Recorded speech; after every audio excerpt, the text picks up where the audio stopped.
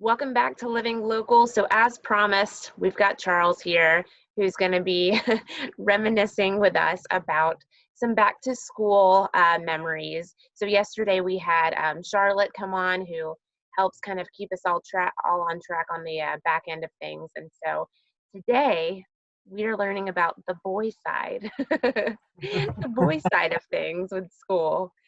So Charles, you were telling me about this weird pencil game, and every time I bring it up to somebody, only boys seem to know what I'm talking about. It was called pencil fighting.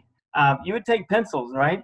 And one person would hold a pencil just like this, and then another person would hold their pencil like this, and come down and snap and whack at the pencil, and you try to hit it in the center, in the weak spot of the pencil, and break it in one lick.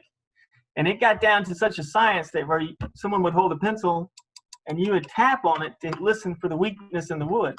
And the object was to break the pencil within the first lick, right? And if you did, you were king, and no one wanted to pencil fight you. I had a pretty good reputation of being the one-hit wonder with the pencils, and no one wanted to pencil fight. Is that so? Yeah. Now, how old were you? Was this middle school or high school, or when did you do this? Elementary school, and then it went on into middle school. So, you know, this week, obviously, we're doing our back to school drive. And so it's bringing up a lot of memories of like school supplies and things that you used to do in school. And yesterday, I was doing the Superman symbol, which you did with like the 3 lines, or 6 lines, really, two lines of 3. Did you make anything cool when you were kind of growing up? I used to make stuff out of index cards. Like we would make watches and wow. Oh, yes. We would make intricate stuff like the hinges of the watch.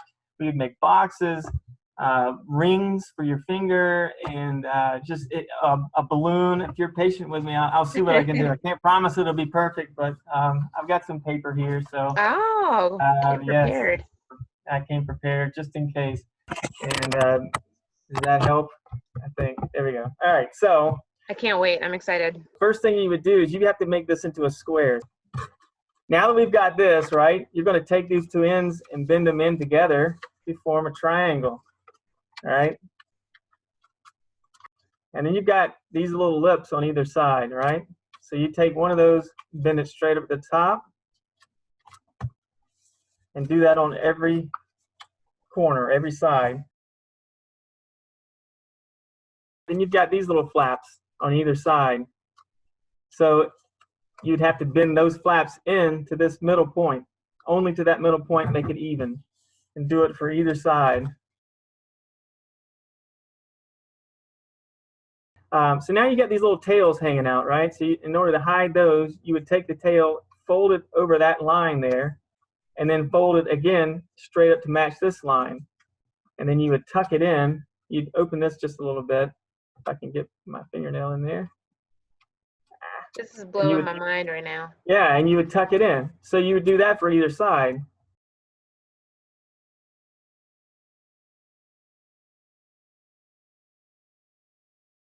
All right, so we've got all that done, right? Everything's all nice and neat and tucked in, and you're thinking, well, that's not a balloon, right? Well, it will be in a minute. You'll open this up a little bit, and you have this hole right here, right? So I'm going to open this back up to me, and hope I don't make a mistake here. But you take this, and you blow into it. Just like that. That's crazy. You've got a little ball that you could kick around. Some people would put more paper in there and make it kind of like a hacky sack. I don't know if you remember what those are. I remember a hacky sack. Yeah. And the thing is once you were done playing with it, you can crease it all the way down, back down to that, put it in your pocket, and you're good to go. So it's kind of like a play ball type thing. That is so funny. Yay. My big skills. I mean, that's all I learned through all my grade school. I'm just kidding. Obviously, we want kids to get these school supplies this week for scholastic reasons. But there are inevitably just fun memories that will become of some of these things throughout time. We want to give a big thank you to Anchor Storage for being one of our community partners this week for the Back to School Drive. You can visit online at WBTW for all the information. Thanks for watching Living Local. We'll see you tomorrow.